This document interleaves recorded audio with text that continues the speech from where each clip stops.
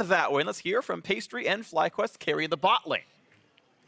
Thank you very much. I'm here with Altec after another successful weekend out for FlyQuest. Altec, you've had a fantastic weekend on a whole host of different lethality marksmen, Misfortune, Jin. How have you adjusted to the metagame, and do you think it suits you? Honestly, I prefer playing hyper carries a lot more, but I think this is more of a team game, and champions like Jin who don't really need attack speed and stuff like that, they really benefit from this patch. So I think I've adjusted well to this patch. I'd have to agree, and in general, I think FlyQuest kind of defying a lot of doubters moving into the season. You guys were underdogs moving in, and I think you look at the bottom lane, it doesn't feel like anything that special, but you've certainly proved them wrong now. How do you think you stack up against the competition, and particularly some of those top teams in their bot lanes you haven't played yet? I think I guess the strongest bot lane would be C9's bot lane, because obviously they're undefeated and they've been together for a long time. So I think they'll be the hardest challenge. But I think other than that, we should be able to handle most of the bot lanes. I have to agree, you guys have managed well, and of course, FlyQuest, you're now tied for second with TSM, really looking for those top spots. Do you think you guys can carry this throughout the rest of the season, and maybe, how far do you think FlyQuest can go? Is number one out of reach? Obviously, I think number one's our goal, but I think next week, since we're playing C9 and P1, who are the 1 and 2, I think that'll be the hardest weekend for us, and I guess that'll just prove if we're a top team or not. And there is, of course, something a little extra special for you at the end of it, potentially. Making playoffs will be nice, but Top 4 would secure a spot in Vancouver. I know that's a special place for you. What would it mean to kind of make it all the way there? Honestly, it's it's just playing in my hometown. I've obviously thought about playing in a final for once, but playing in a final in my hometown, I think that'd be the world to me. Well, best of luck and congratulations on the weekend. Thank you very much, Altec, but we're going to move it back to analyst desk to close out the weekend.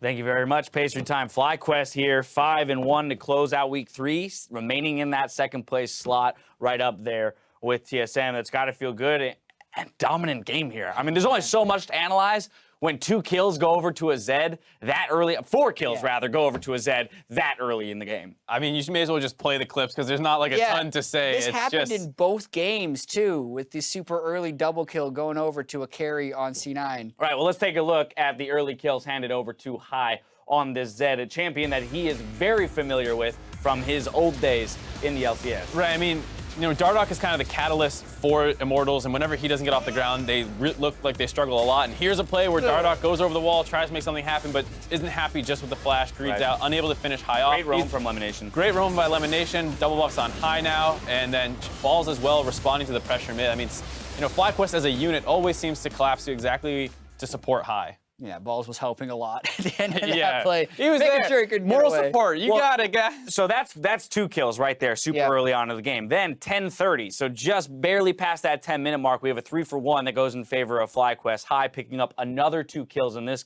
one. Take a look. Yeah, this one was a little bit more chaotic because Immortals was thinking about setting up a play, but they were just a little bit haphazard about the way they did this, and they missed a lot of skill shots mid-fight. Meanwhile, High's just landing all of his. Watch this Varus ultimate.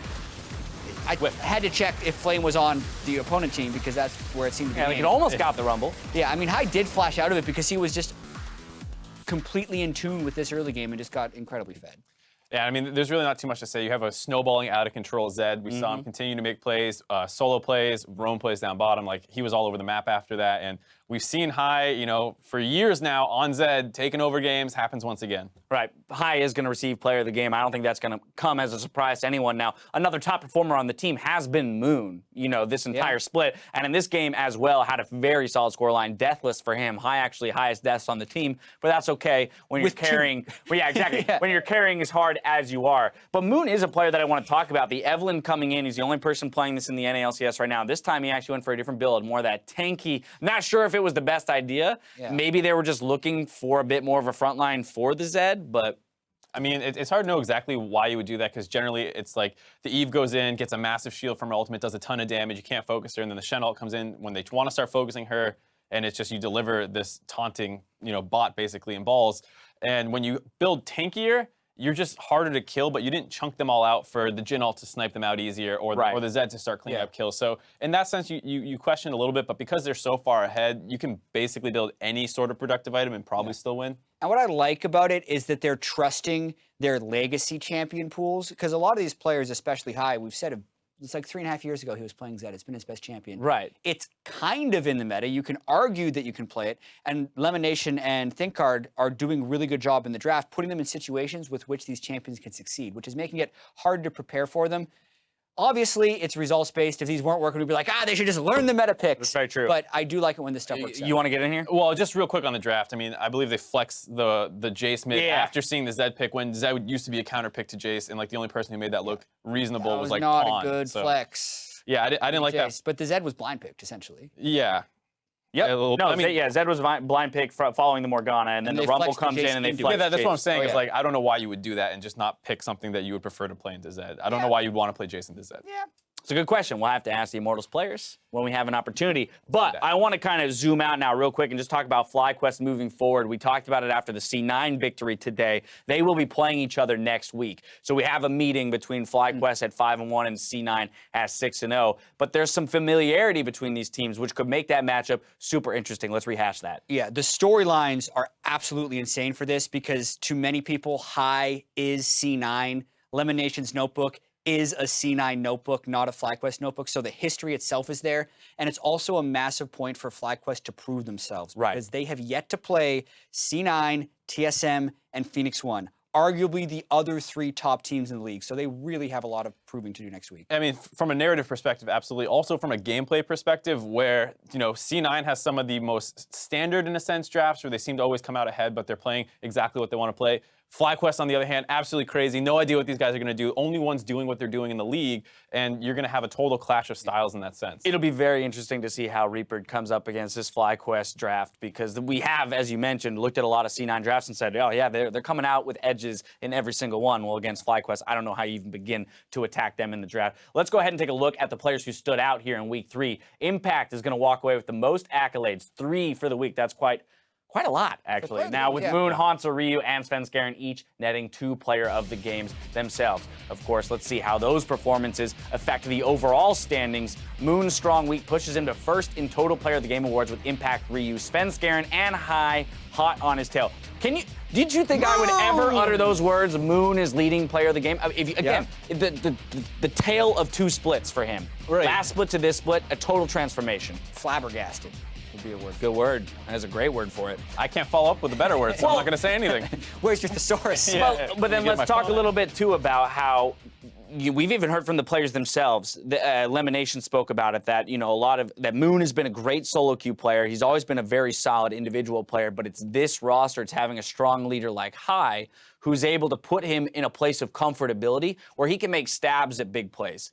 Well, and just confidence in the champ pool. We talk about that. It's been a little different than the LCS, the rest of the LCS as well. And I He's think put out the Nidalee and the Evelyn, right? and he Only pulled one out of the Kindred, and like, I mean, he's trying stuff, and the fact that team is willing to say you can try that and we'll see how it goes is a huge confidence boost for a player who historically has been in situations that are not the most comforting environments. I Right, think. yeah. So I think that's a huge boost, not just like High telling him what to do, but having the team's confidence in him. Yeah, it's absolutely the case because you look at previous splits, and he has been a good solo queue player, but a completely different player on stage. So doing anything you can to increase his confidence really helps him. A big step up for him. Let's take a look at how the teams are stacked up after this weekend. Cloud9 still in first place, while TSM and FlyQuest hold on to second. Meanwhile, Phoenix One drops to fourth, just above the middle of the pack teams. Then at the bottom of the table, Dignitas ends their week tied with Envy in ninth. We'll be back again next week with more North American LCS starting Friday with Cloud9 versus Team Liquid, followed by Immortals versus Team Dignitas later in the Battle Arena. If that's not enough league coverage for you, make sure to tune in for the North American Challenger Series